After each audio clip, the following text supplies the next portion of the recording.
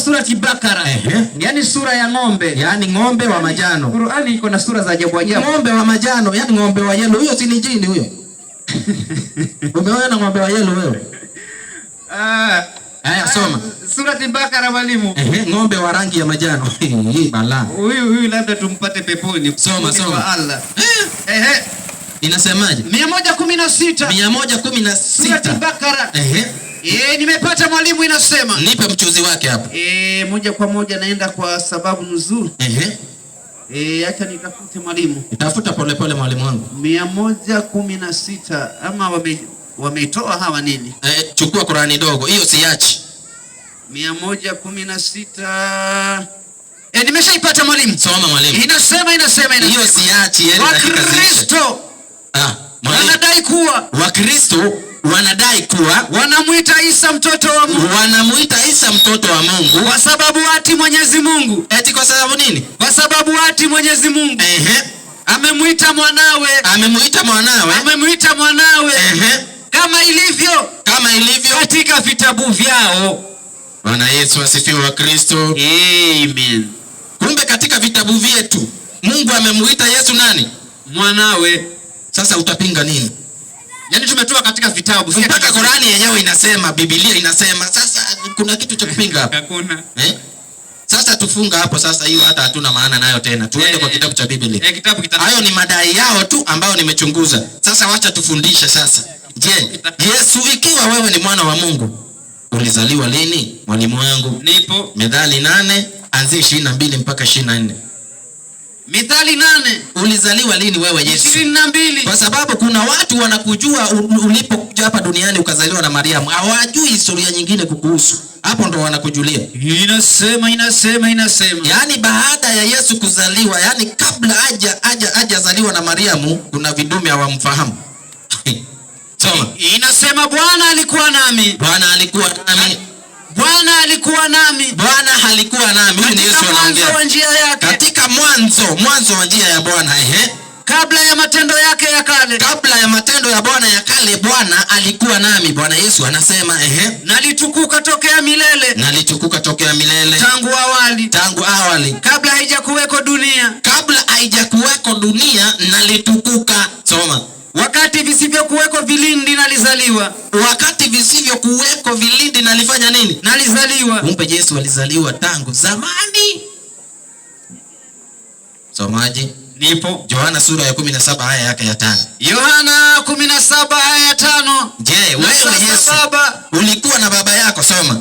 Yohana 17 aya ya 5. Yohana 17:5. Na sasa Baba, mtukuze mwanao kwa utukufu ule. Aliokuwa nao pamoja na wewe. Kabla ya misingi ya ulimwengu kuwako. Yesu alikuweko. Alafu jamaa anamjua tu wakati amekuja kuzaliwa kwa mwili hapa. Mwalimu wangu. Ipo. Wagalatia 4:4. Kitabu ni Wagalatia. Wewe Yesu kabla uzaliwe ulikuwa una exist. Na kusubiri hapa uje useme hata wewe ulikuweko kabla. Yaani utapata vitu hujaipata leo. Wagalatia 4:4. Fanya mkono wa paka 5 tunazo hapo. Wagalatia 4:4 inasema. 4:4 Wagalatia haraka. Hata ulipowadia utimilifu wakati Mungu alimtuma mwanawe ambaye amezaliwa na mwanamke. Mwalimu wangu ni kwamba hata kabla Yesu hajazaliwa na mwanamke bado alikuwa mwana wa Mungu. Aliitwa mwanawe sababu alizaliwa zamani kabisa. Yesu, tuulize Yesu. Wewe Yesu. Kuna mahali umewahi sema wewe ni mwana wa Mungu mwalimu? Nipo. Yohana 10:36. Yohana mtakatifu. Fanya mkono wa paka manake muda hauko. Nimeshapaka mata mwalimu. Soma. Yohana mtakatifu 10:36 maandiko ya Mungu yanasema. Je, yeye ambaye Baba alimtakasa. Akamtuma ulimwenguni. Nyinyi mnasema kwambia unakufuru. Nyinyi mnasema kwamba nimekufuru. Kwa sababu nalisema. Kwa sababu mimi Yesu nalisema. Kwa sababu nalisema. Mimi ni mwana wa Mungu. Kumbe Yesu amesema yeye ni nani? Ni mwana wa Mungu. Yesu amesema yeye ni nani? Ni mwana wa Mungu. Mwalimu wangu. Nipo. 16:14. 16:16 Mathayo 16:16. Kuna watu bado hawajui Yesu katika viwanja hivi vya Makedonia au hawamjui Yesu. Sikia swali ambayo Yesu anauliza watu, mnasema mimi huwa ni nani? Soma 16:13 ni Mathayo mtakatifu.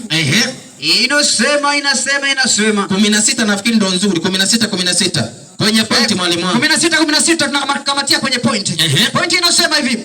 Simoni Petro akajibu akasema, baada ya Yesu kuwauliza nyinyi huwa mnasema mimi ni nani? Simoni Petro anajibu majibu haya. Wewe ndiwe Kristo. Wewe ndiwe Kristo, mwana wa Mungu aliye hai. Tatu nzuri. Mwana wa Mungu aliye hai.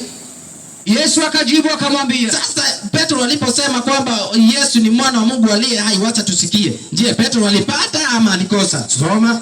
Yesu akajibu akamwambia. Heri wewe Simoni Bariona. Kwa kuwa mwili na damu havikufunulia. Bali Baba yangu aliye mbinguni. Naam. Bali Baba yangu aliye mbinguni. Maliza. Nami nakwambia. Asante, barikiwa. Baba yangu aliye mbinguni. Kumbe ukisikia mtu akisema Yesu ni mwana wa Mungu, nani amemfunulia? Ni Roho Mtakatifu. Baba aliye mbinguni, yani Mungu ndiye amekufunulia wewe kusema kwamba Yesu ni nani? Yesu ni mwana wa Mungu. Ukisikia mwingine akisema Yesu si mwana wa Mungu, huyo ni mtu wa shetani. Huyo ni majini wamemfundisha mwalimu wangu. Sasa Yesu, Mungu, kuna mahali umesema Yesu ni mwana wako? Mwalimu, nipo. 17:5 haraka. 17:5 kitabu cha Mathayo mtakatifu. Barikiwa. Sababu muda. Inasema. Alipokuwa kati ya kusema, tazama, wingu jeupe likawatia uvuli. Na tazama. Sauti ikatoka katika lile wingu ikisema. Sauti ilitoka katika wingu ikasemaje? Huyu ni mwanangu mpendwa wangu. Mwanangu mpendwa wangu. Ninayependezwa naye. Sikieni. Sauti imetoka katika wingu. Haraka mwalimu, kitabu cha Kutoka. Wingu ni nani anaongea katika wingu? Kitabu ni Kutoka 19:9. Haraka mwalimu wangu. Hii sauti ilitoka wapi? Kwa sababu utasikia suruali mpya leo ikipigwa viraka eti sauti inasubiri tu. Kutoka 19:6. 19:9 inasema Bwana akamwambia Musa,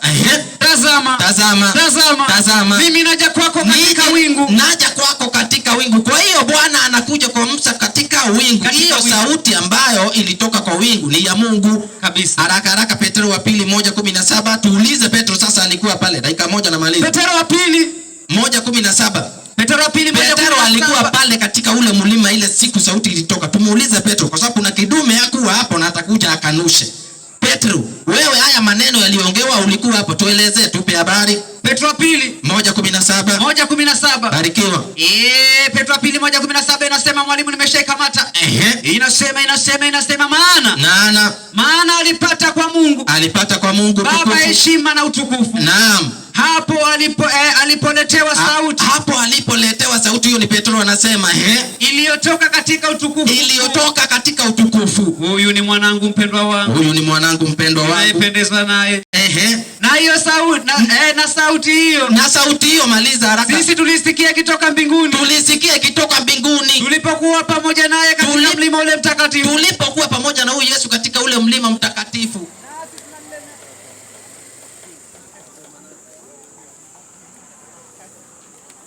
Aya. Huyo ni mwalimu Mwiti.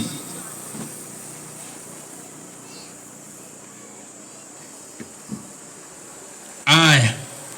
Basi mwalimu Omari, karibu.